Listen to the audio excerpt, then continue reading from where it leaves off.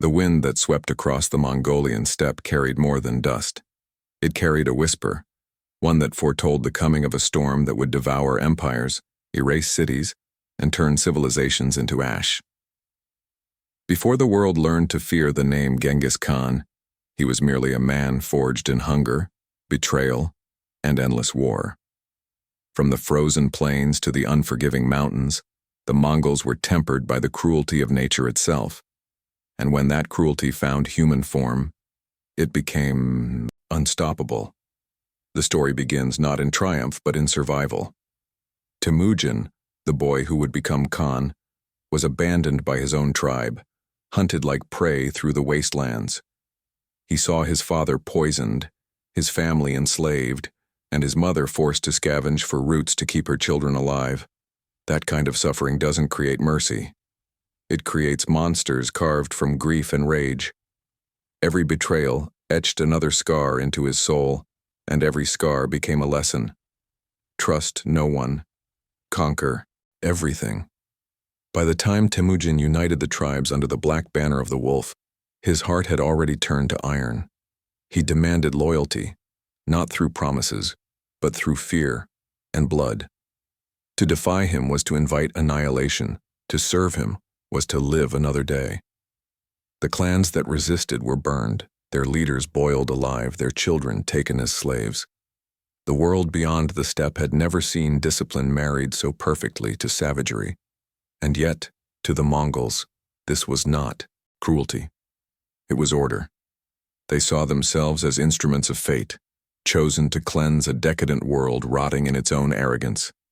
Cities with walls, kings with gold, priests with soft hands, all were the same in the eyes of the steppe warriors. They were weak. They had forgotten the taste of hunger, the smell of blood in the morning frost. To the Mongols, such people were not victims. They were lessons waiting to be taught. When Temujin became Genghis Khan, the oceanic ruler, the steppe trembled not with fear but with reverence. His soldiers rode beneath banners dyed in the blood of their enemies, and their code was simple. Those who surrender live. Those who resist vanish. The world would soon learn that surrender meant servitude, and resistance meant extinction. The Khan's fury was not chaos. It was a storm with purpose, method, and prophecy. Imagine the horizon darkening with dust clouds, the ground trembling under thousands of hooves, and the sound, that haunting whistle, of Mongol arrows slicing through the air. This was not an army. It was a natural disaster given human form. When they rode toward your city, you didn't wonder if you would die. You wondered how long it would take before your screams joined the others. Genghis Khan's rise was not just a story of conquest. It was the birth of a new era, one where terror became a language, and the Mongols spoke it fluently. The fire that began on the steppe would soon spread across Asia, consuming everything in its path. And as we'll see, when the Mongols reached the fortified cities of the civilized world, they brought not merely war, but a philosophy of destruction unlike anything history had ever known. So tell me, could any wall truly stop the fury of the East? Comment below your thoughts, leave a like if this dark past fascinates you, and subscribe for the next descent into history's most terrifying chapters. To understand the Mongol conquests, one must first abandon the idea that war was ever about mercy. For Genghis Khan, cities were not simply obstacles, they were statements. Each stone wall, each tower, was a challenge to the supremacy of the steppe. Every fortified city that stood before his armies represented arrogance, the arrogance of believing that men could build walls high enough to defy fate itself. And fate, in the age of Genghis, rode on horseback. When the Mongols approached a city, they carried with them more than weapons. They brought a code, cold, efficient, mathematical. A city that surrendered was absorbed, its artisans spared, its scholars taken, its soldiers executed swiftly. But a city that resisted became a warning. Entire populations were slaughtered not out of hatred, but as policy. The destruction was systematic, the terror calculated. Cities were turned into examples, burned into the memory of nations. The Khan did not need to conquer every fortress. Fear would do most of the work for him. The Mongols viewed themselves not as destroyers, but as enforcers of universal order. Their empire was built upon the idea that resistance was chaos and submission was harmony. In this twisted logic, devastation became a tool of governance. A ruined city was not a failure. It was proof that divine justice had been served. To question Mongol supremacy was to reject the natural balance of the world. Thus, every conquest became a ritual, and every massacre a lesson inscribed in blood. In the chronicles of the time, we read of cities that thought themselves untouchable. Otrar, Nishapur, Merv, their names once symbols of splendor and trade. They fell one by one, not because their walls were weak, but because the Mongols understood something deeper. The mind breaks faster than stone. The Khan's generals encircled their enemies not only with cavalry, but with dread. Before the first arrow was fired, the citizens already knew what was coming. They had heard the stories of towers built from skulls, of rivers running red with blood.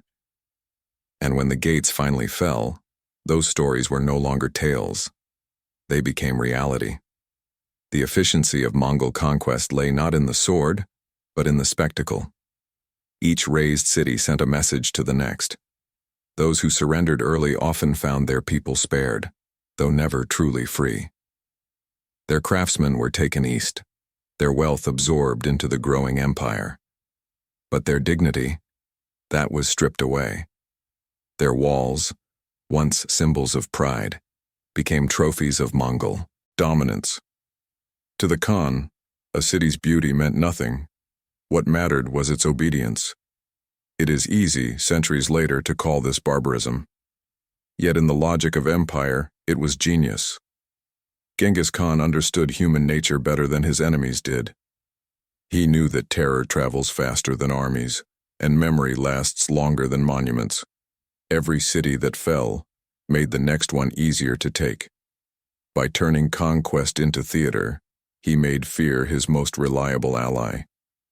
It was this understanding, this dark psychology, that transformed the Mongols from nomads into the architects of an empire stretching from China to the Black Sea.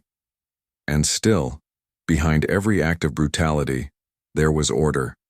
Behind every fire, a purpose.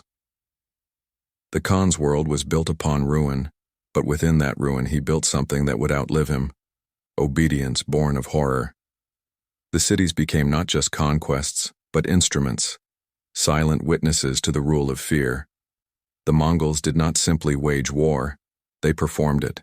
Every siege under Genghis Khan became a calculated theater of horror, a demonstration of dominance designed to crush not only walls, but hope itself. To the people locked behind fortified gates, the arrival of a Mongol army was not a battle, it was an omen. Smoke on the horizon, the faint thunder of hooves, the fluttering of black banners in the wind. That was the sound of the end coming. When the Mongols besieged a city, they surrounded it with precision. Scouts mapped every escape route, every water source, every weakness. No one entered, no one left. Then the psychological warfare began. They captured refugees fleeing the city, mutilated them, and sent them back as living warnings. Heads of defeated enemies were catapulted over walls. Sometimes corpses infected with plague followed. Panic spread faster than fire. Inside, famine and fear did the rest. But the Mongols were not merely destroyers. They were masters of siegecraft.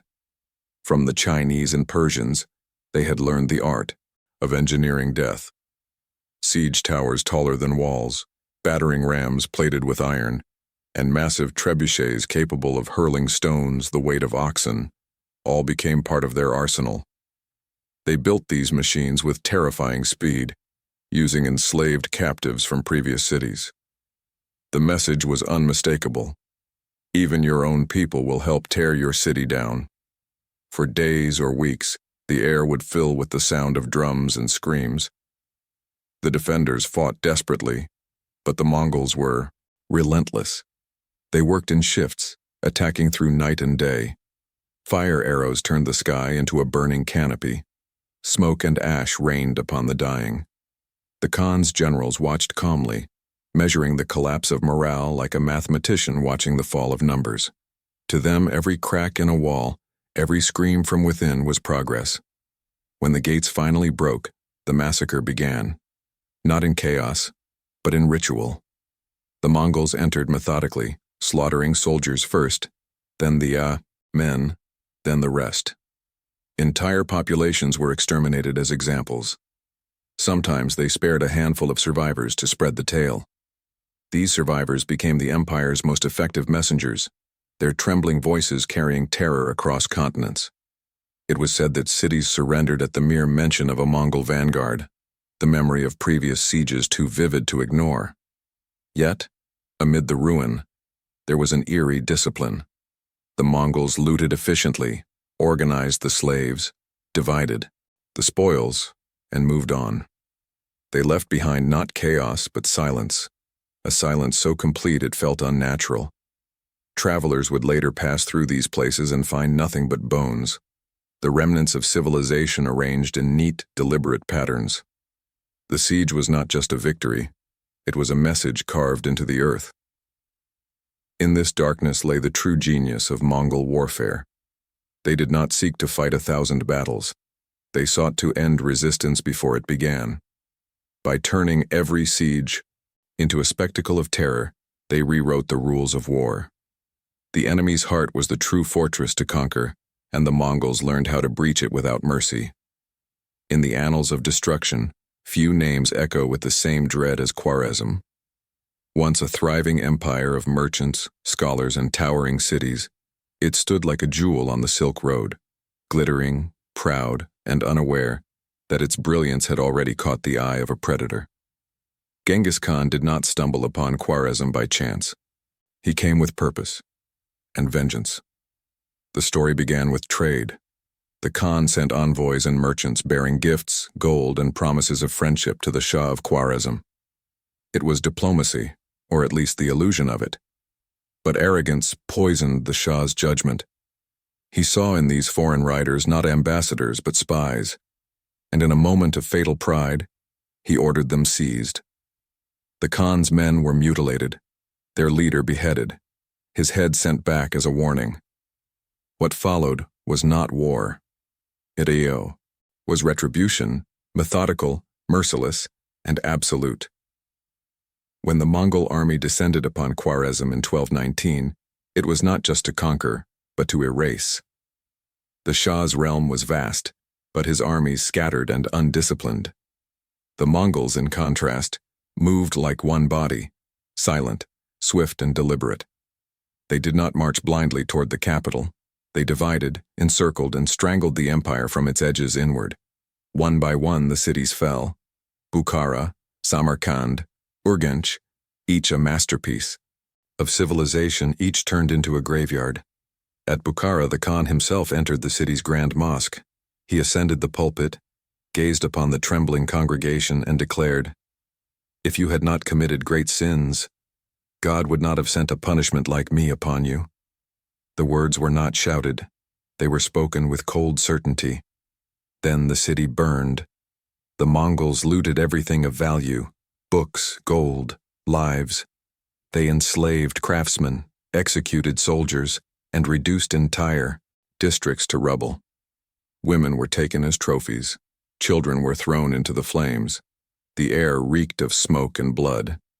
Samarkand's defenders, believing their walls impregnable, watched in horror as Mongol engineers constructed siege machines faster than they could repair their defenses. Within days, the gates were breached. The slaughter was so complete that even the rivers ran red. The survivors were counted not in thousands, but in dozens. The Shah fled east, chased relentlessly by Mongol riders who hunted him like an animal. He died alone, diseased and forgotten, a fitting end to a ruler whose pride had condemned millions. Behind him, the empire he built ceased to exist. Where bustling markets once stood, there was only silence. The steppe winds carried away the ashes of Khwarezm, leaving nothing but the memory of what happens when arrogance meets wrath. But for Genghis Khan, Khwarezm was not just vengeance fulfilled, it was a message to the world. No insult would go unanswered. No wall, no city, no empire would stand once the Mongols had been provoked. The destruction was not impulsive, it was educational. The Khan wanted every ruler from China to the Mediterranean to understand. Peace with the Mongols was possible, but only through submission. Defiance would bring annihilation.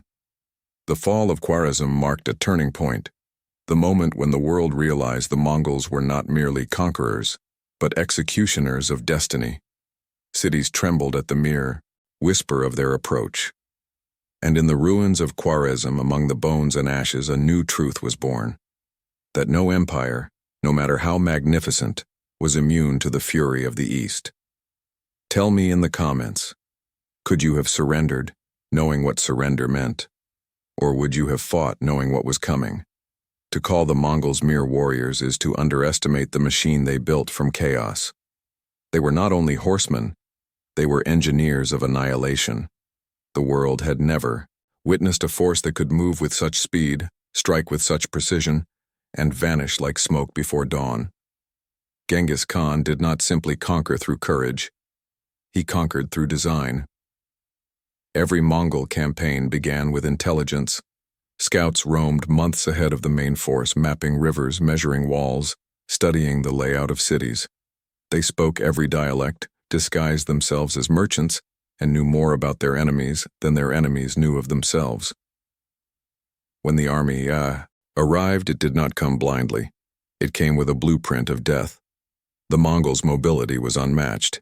Each rider carried several horses, allowing them to travel vast distances without rest. Their bows, made from layers of wood, horn, and sinew, could pierce armor from over 200 meters away.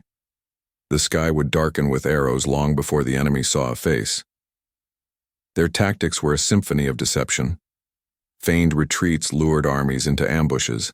Sudden flanking attacks tore through. Formations and diversions drew defenders from the true points of assault. Discipline was absolute. Disobedience meant execution. But where the Mongols truly excelled was in siegecraft, a skill most nomadic peoples never mastered. They learned from the Chinese, Persians, and Khwarezmians, and improved upon every technique.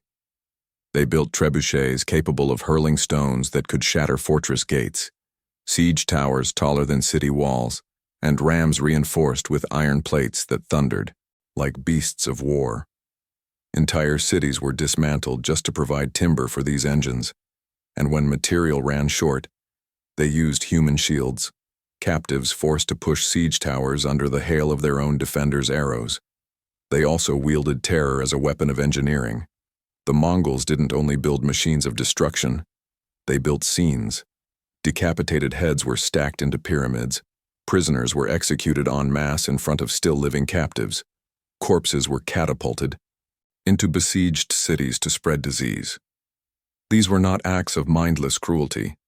They were deliberate messages, psychological instruments designed to fracture resistance before the first wall fell. Even their organization was mechanical in its precision. Every soldier was part of a decimal system, 10 men under a leader of 10, 10 groups under a leader of 100, and so on. Orders flowed down the chain like blood through veins.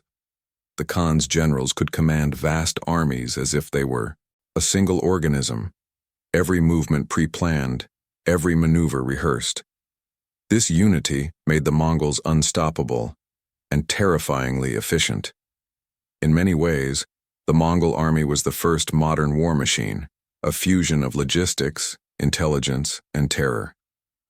Their supply lines stretched across deserts and mountains, yet they never faltered.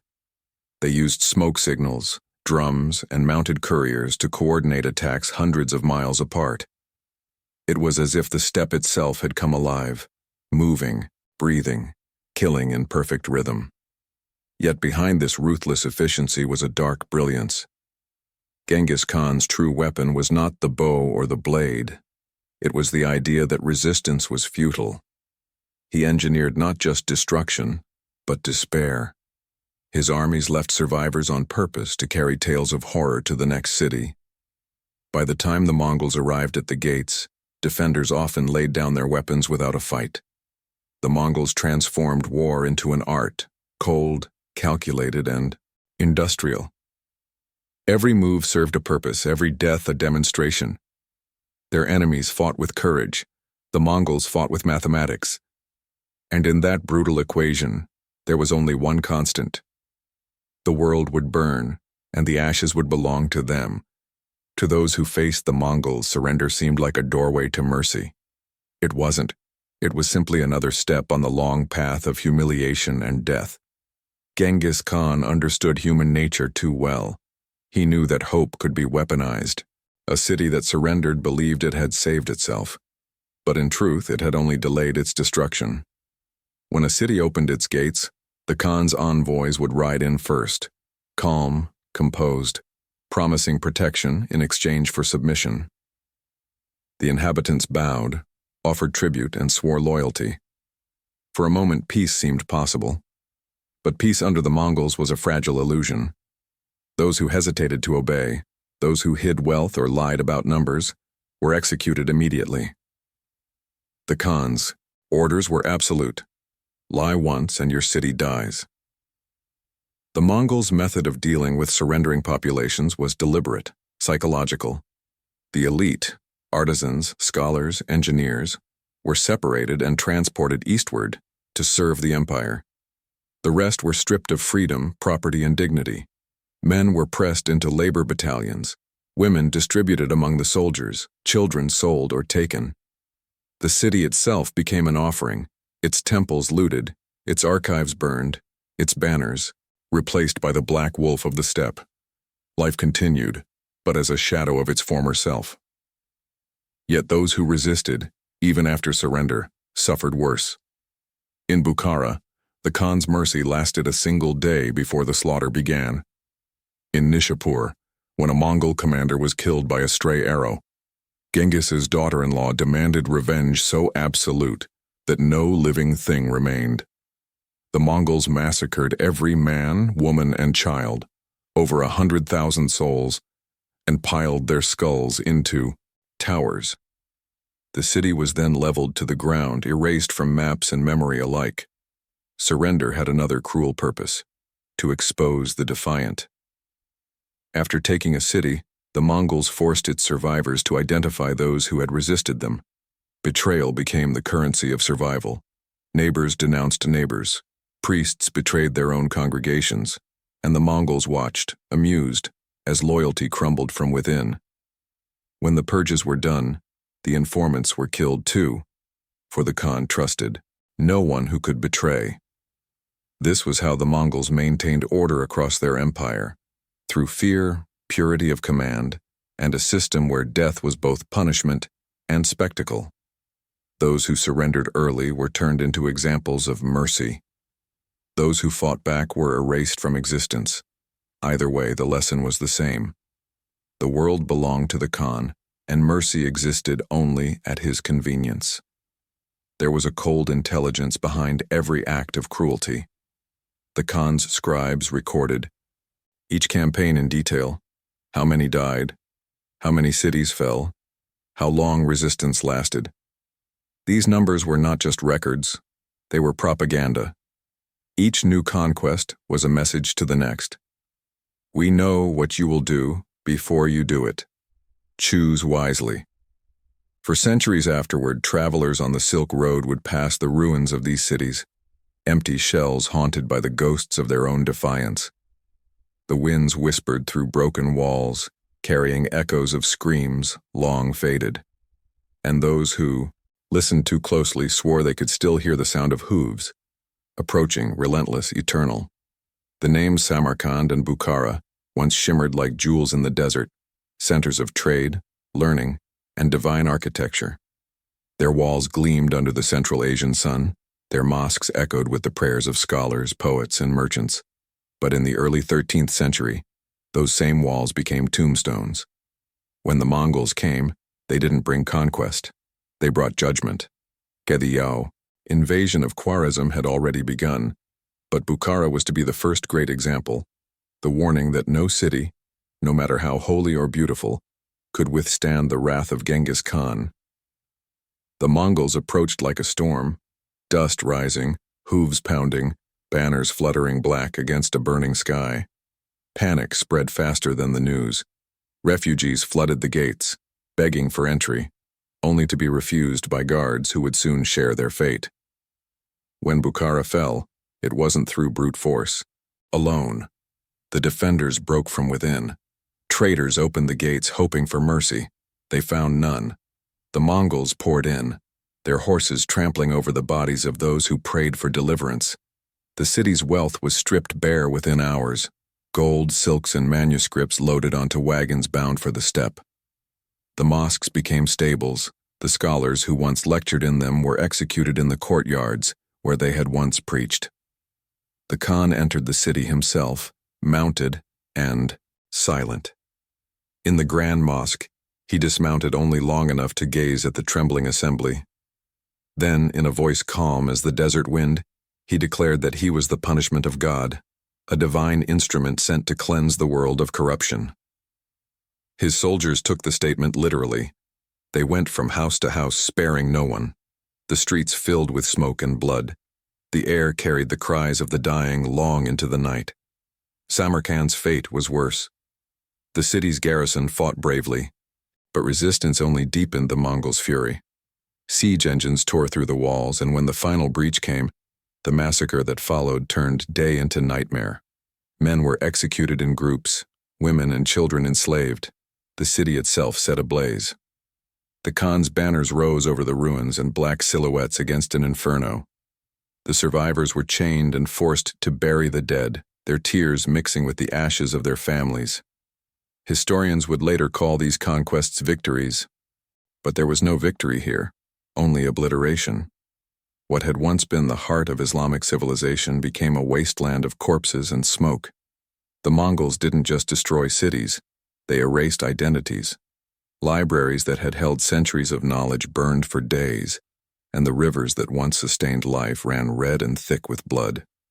Yet, for all the horror, the Mongols left behind something far more enduring than fire: fear.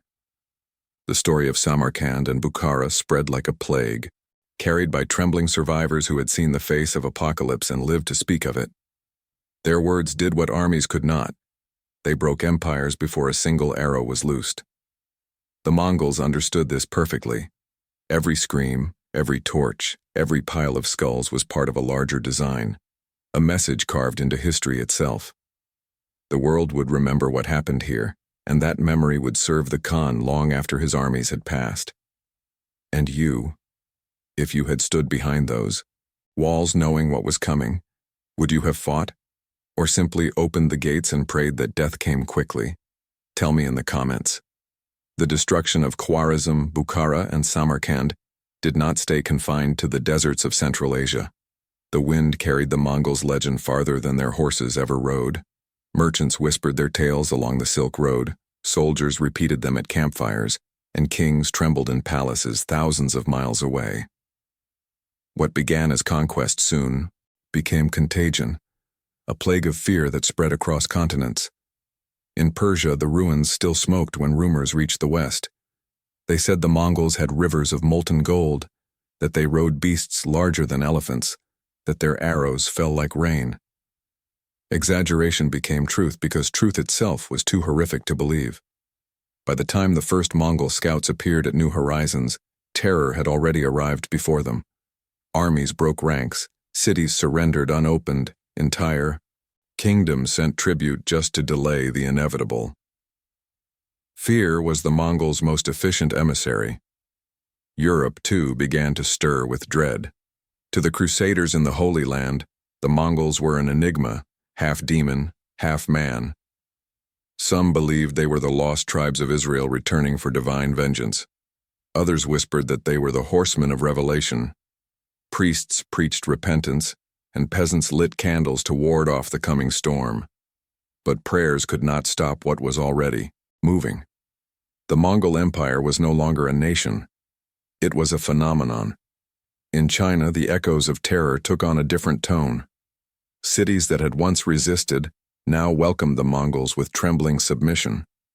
The northern kingdoms, broken by years of siege, learned that resistance meant erasure. Even the proud Jin dynasty, once the masters of northern China, found itself trapped in an endless retreat, its emperors watching helplessly as the Mongols devoured their lands piece by piece. The sight of smoke on the horizon became a prophecy of doom. Farther west in the Middle East, the Islamic world reeled. Baghdad, Damascus, Aleppo, all heard what had happened in Khwarezm, and all knew their turn would come. Caliphs who once claimed divine protection began negotiating with demons. Even those who sought alliance quickly discovered that treaties with the Mongols were fragile things, as easily broken as bones. Submission was not salvation, it was simply the pause between breaths. The Mongols didn't need to send messengers. Their message traveled on the lips of refugees, through the burned-out shells of caravans, and in the silence that followed their departure. People began to measure time not in years, but in distances from Mongol borders. The maps of the world began to change, not just politically but psychologically. The center of gravity shifted eastward. The steppe, once dismissed as barbaric wilderness, became the axis around which the world turned. Yet, amid this ocean of fear, admiration began to creep in.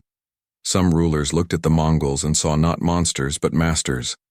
Their efficiency, their discipline, their absolute unity, all qualities that civilized nations had lost. Even as they despised them, kings envied them. The Mongols had become something more than conquerors. They were the mirror of mankind's darkest desires: power without conscience, purpose without restraint. Every continent that felt their shadow learned the same truth. The Mongols didn't simply conquer land, they conquered imagination. Their terror seeped into the minds of generations, shaping legends, myths, and nightmares that endured long after their empire turned to dust. The echo of Mongol hooves still resonates in history's bones, a sound that never fully fades. It is the sound of civilization realizing, for the first time, how fragile it truly was. In every Mongol victory, one pattern remained constant. Fear came first. Before the first arrow flew, before the first wall fell, terror had already taken the city. It was the invisible siege engine that Genghis Khan wielded with more precision than any trebuchet or blade.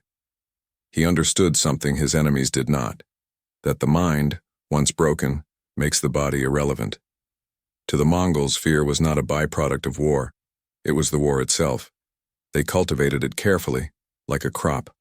They spared survivors deliberately, ensuring that each campaign became a tale of horror carried to the next frontier. They let rumors spread, unchecked and amplified, until imagination did their work for them. Villages surrendered before seeing a single horseman, because they had already seen too much in their dreams. The Khan turned this into policy. His generals were instructed not merely to destroy but to demonstrate. Each conquest was a performance designed to teach obedience. The executions were not hidden. They were staged. Prisoners were slaughtered in the streets, their screams echoing from city to city. Captives were forced to watch their loved ones die before they were released, their minds branded with trauma. These witnesses became living messengers of empire. Even the structure of the Mongol army reflected this psychology. Discipline was absolute and punishment immediate. A soldier who disobeyed an order faced death, not only for himself but for his entire unit. Loyalty was forged not in love, but in fear. The Khan ruled as much through dread among his own people as among his enemies. The empire itself was a hierarchy of terror, each level of command both enforcer and victim. But fear also made the Mongols efficient. It reduced resistance, shortened sieges, and preserved resources. It replaced negotiation with inevitability. When emissaries arrived at a new city, they brought simple terms: surrender and live, resist and die. The choice was an illusion, for even surrender meant servitude, humiliation, and despair. Yet compared to annihilation, it seemed merciful. This was the genius of Mongol psychology. to make horror appear as kindness. Scholars who have studied the Mongols often struggle to separate strategy from cruelty, logic from madness. But to the Khan, there was no difference. Fear was the most rational weapon of all. It required no maintenance, no forges, no supply chains. It replicated itself in the minds of its victims, spreading faster than his armies could ride. When terror reached a city before his soldiers did, Genghis Khan had already won. This understanding gave the Mongols an almost supernatural aura. They were seen not as men, but as inevitabilities, storms that could not be reasoned with. Their arrival felt less like invasion and more like punishment, as if divine justice itself rode upon their saddles. That perception was no accident. The Khan nurtured it. He wanted the world to believe he was chosen by heaven to cleanse it through fire. Whether one believed or not didn't matter. Fear made believers of everyone. In a time, even after the Mongol Empire fractured, their reputation endured. Long after the hooves stopped echoing across Asia, rulers still invoked the specter of the Khan to keep their subjects in line. His legacy was not just an empire of land, but an empire of fear, one that spanned centuries and outlasted his bloodline. For in the end, Genghis Khan proved something eternal, that fear is the most loyal servant of power, and the only empire that never collapses is the one built inside the human mind. The Mongol Empire eventually fractured, its vast horizons divided by greed, blood, and time. Yet what it left behind could not be divided. It was not an empire of land, nor of law, nor of kings. It was an empire of memory. The shadow of Genghis Khan continued to stretch across centuries, long after his bones had turned to dust beneath the steppe. In every corner of the old world, stories of Mongol terror lingered like smoke that would not fade. Parents frightened their children into obedience with the whisper, "The Mongols are coming." Chroniclers, priests, and poets all tried to make sense of what they had witnessed, and failed. How could parchment contain the weight of 1,000,000 deaths? How could ink describe the silence of cities where no bird sang? The Mongols had not merely killed people, they had murdered the idea of safety. But history is a strange creature. Over time, the image of Genghis Khan transformed. In Mongolia, he became a god, the eternal blue sky made flesh. In China, he was remembered as a unifier. In the West, a demon. Each culture reshaped his ghost to fit its own reflection. That was his final victory. Even in death, he conquered perception itself. The legacy of the Mongols was more than fear. It was transformation through destruction.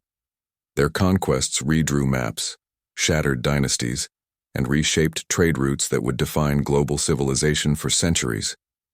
From the ashes of burned cities rose new orders, new powers, new empires, all built upon the ruins the Khan had left behind.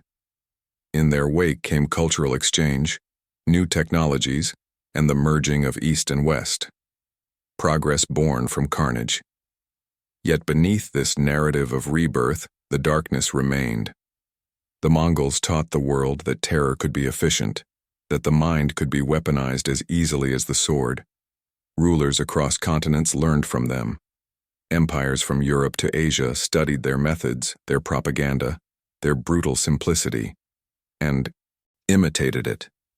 Every tyrant who ruled through fear walked in the Khan's shadow, knowingly or not. Even now, centuries later, the echo of the hooves has not fully faded. It beats quietly beneath history's surface, in the way power speaks, in the way fear governs. Genghis Khan no longer rides, but his philosophy survives wherever domination demands silence and obedience. His empire may have fallen, but the idea that terror can shape order, that fear can build a world, endures. Perhaps that is the truest horror of all. Not the massacres, nor the ashes, nor the walls that crumbled, but the realization that humanity remembered the lesson. We learned how to destroy more efficiently. We learned how to rule through dread. And as you finish this descent into history's darkest past, take a moment to ask yourself, have we ever truly escaped the shadow of the Mongols? If you've made it this far, consider subscribing for more journeys into history's most haunting truths. Comment below with the phrase "Fear never dies" to join the discussion. And don't forget to watch our next video, where we'll uncover another chapter of humanity's relentless darkness.